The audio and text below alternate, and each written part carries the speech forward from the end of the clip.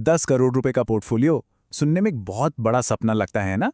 लेकिन क्या हो अगर इस सपने को एक असल एक्शनेबल प्लान में बदला जा सके। चलिए आज यही करते हैं। ये जो नंबर स्क्रीन पे दिख रहा है 62 करोड़, ये कोई टाइपो नहीं है। ये एक असल निवेशक गजेंद्र कोठारी के पोर्टफोलियो की आज की वैल्यू है। और कमाल की बात यह है कि ये सब उन्होंने किसी कॉम्प्लेक्स फॉर्मूला से नहीं, बल्कि एक बहुत ही सीधी सादी स्ट्रैटेजी से बनाया है। Disciplined long term mutual fund investing. अब जरा इस बात पर गौर कीजिए, 10 साल की मेहनत और उसके बाद पोर्टफोलियो नेगेटिव में। सोचकर ही कैसा लगता है। यही हकीकत थी गजेंद्र कोठारी की 2020 के मार्केट क्रैश में। लेकिन कहानी यहीं खत्म नहीं होती। उसके सिर्फ 18 महीने बाद वही पोर्टफोलियो 19 करोड़ का था। ये है मार्केट की ताकत और मुश्किल समय में हिम्मत ना हारने का नतीजा। तो सवाल उठता है कि आखिर उनका सीक्रेट था क्या। सच तो यह है कि कोई सीक्रेट था ही नहीं। ये एक बहुत ही सिंपल रिपीटेबल स्ट्रैटेजी थी। तो चलिए आज इसी स्ट्रैटेजी को रिवर्स इंजीनियर करते हैं और देखते हैं कि इसे एक आम लक्ष्य मतलब 10 करोड़ के पोर्टफोलियो के लिए कैसे इस्तेमाल किया जा सकता है। पहला सवाल, 10 करोड़ ही क्यों? ये कोई रैंडम फैंसी नंबर नहीं है। इसके पीछे एक पूरा कैलकुलेशन है। एक ऐसा लक्ष्य जो असल में फाइनेंशियल फ्रीडम को फंड करने के लिए साइंटिफिकली डिजाइन किया गया है। चलिए इसको थोड़ा आसान बनाते हैं। मान लीजिए किसी का आज महीने का खर्च 1 लाख रुपए है। अगर हम 6% की महंगाई दर भी मान लें तो 20 साल बाद यही खर्च सालाना करीब 44 लाख रुपए हो जाएगा। और इस लाइफस्टाइल को मान लीजिए 85 साल की उम्र तक मेंटेन करने के लिए जो कॉर्पस चाहिए वो लगभग 10 करोड़ रुपए के आसपास ही बैठेगा। तो मंजिल तो तय हो गई, 10 करोड़। लेकिन वहां तक पहुंचने के रास्ते कई हैं। कौन सा रास्ता चुनना है, ये इस बात पे डिपेंड करता है कि कोई कितना रिस्क लेने को तैयार है। इसको ना एक रोड ट्रिप की तरह समझिए। एक रास्ता है जो थोड़ा धीमा है, सीनरी वाला है, मतलब मॉडरेट रिस्क वाला।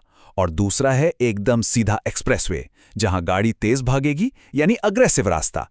आइए इन दोनों रास्तों को एक्सप्लोर करते हैं। अगर मॉडरेट रास्ता चुनें, मतलब करीब 10% का रिटर्न टारगेट रखें, तो एक मुश्त निवेश के लिए करीब 1.43 करोड़ चाहिए, जो ज्यादातर लोगों के लिए मुश्किल है। लेकिन इसमें जो सबसे प्रैक्टिकल ऑप्शन है वो है ग्रोइंग एसआईपी। मतलब 60,000 रुपए महीने से शुरुआत करें और जैसे जैसे इनकम बढ़े हर साल अपना निवेश 10% बढ़ाते जाएं। ये एक बहुत ही स्मार्ट तरीका है अपनी फाइनेंशियल जर्नी को अपने करियर के साथ साथ आगे बढ़ाने का। और अब देखिए असली जादू। अगर कोई थोड़ा ज्यादा रिस्क लेकर 12% रिटर्न का अग्रेसिव रास्ता चुनता है, तो देखिए नंबर्स कैसे बदल जाते हैं।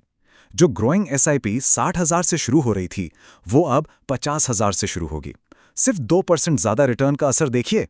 अचानक से ये जो 10 करोड़ का लक्ष्य है वो और भी पास लगने लगता है ना? ठीक है, तो रास्ता चुन लिया, मॉडरेट या एग्रेसिव। अब बारी है गाड़ी चुनने की, वो व्हीकल जो हमें इस सफर पर हमारी मंजिल तक ले जाएगी, मतलब हमारा पोर्टफोलियो। जो मॉडरेट रास्ता चुन रहे हैं उनके लिए पोर्टफोलियो कैसा दिखेगा? इसमें बैलेंस बहुत जरूरी है। तो देखिए 20% मल्टी एसेट और 20% अग्रेसिव हाइब्रिड फंड्स में जो रिस्क को मैनेज करने में मदद करते हैं, और बाकी 60% पैसा ग्रोथ के लिए लार्ज, मिड और मल्टी कैप इक्विटी फंड्स में जाएगा। मतलब सेफ्टी और ग्रोथ का एक अच्छा मिक्स। और जो लोग एक्सप्रेसवे पर हैं, यानी अग्रेसिव इन्वेस्टर, उनका पोर्टफोलियो 100% इक्विटी वाला होगा। मतलब सारा पैसा ग्रोथ पर लगा है, 20-20% करके large and mid, multi cap, mid cap और स्मॉल कैप में, और 20% थीमैटिक फंड्स में जो किसी खास सेक्टर या थीम जैसे टेक्नोलॉजी या इंफ्रास्ट्रक्चर पर फोकस करते हैं। यह है प्योर ग्रोथ स्ट्रैटेजी। देखिए गाड़ी चुन ली, नक्शा भी है, लेकिन अगर ड्राइविंग ठीक से नहीं की, मतलब सड़क के नियम नहीं माने, तो एक्सीडेंट हो सकता है। इन्वेस्टिंग में भी बिल्कुल ऐसा ही है। प्लान और पोर्टफोलियो से भी ज्यादा जरूरी है सही माइंडसेट। आपकी साइकोलॉजी ही आखिर में आपकी सफलता तय करेगी। तो क्या है ये सड़क के नियम? सबसे पहला, पिछले साल के टॉप परफॉर्मिंग फंड्स के पीछे मत भागिए। दूसरा, फंड मैनेजर की फिलॉसफी को समझिए। अपने फंड्स को परफॉर्म करने के लिए कम से कम 3 से 5 साल का समय दीजिए। और सबसे जरूरी, पोर्टफोलियो को सिंपल रखिए। 5-6 फंड्स काफी होते हैं। याद रखिए, ये एक मैराथन है, 100 मीटर की स्प्रिंट नहीं।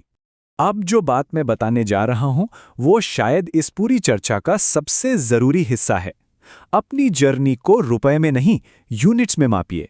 रोज रोज एनएवी और मार्केट के उतार चढ़ाव को देखना बंद कीजिए।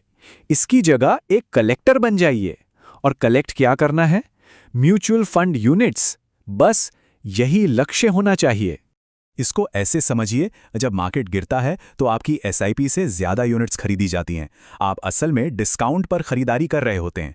जैसे सोना सस्ता होने पर लोग घबराते नहीं बल्कि और खरीदते हैं। बिल्कुल वही माइंडसेट यहाँ चाहिए। एक यूनिट कलेक्टर बने, मार्केट टाइमर नहीं। तो आखिर में सवाल बस इतना ही है, क्या मार्केट को टाइम करने का वो इम्पॉसिबल गेम खेलना है जिसमें आज तक कोई नहीं जीता, या फिर डिसिप्लिन्ड एक्यूमुलेशन के इस प्रूवन सिस्टम को फॉलो करना है? ये फैसला हर किसी का अपना है, लेकिन एक बात साफ है, अगर डिसिप्लिन्ड एक्यूमुलेशन की ताकत को समझा जाए तो 10 करोड़ का ये लक्ष्य बिल्कुल पहुंच में है।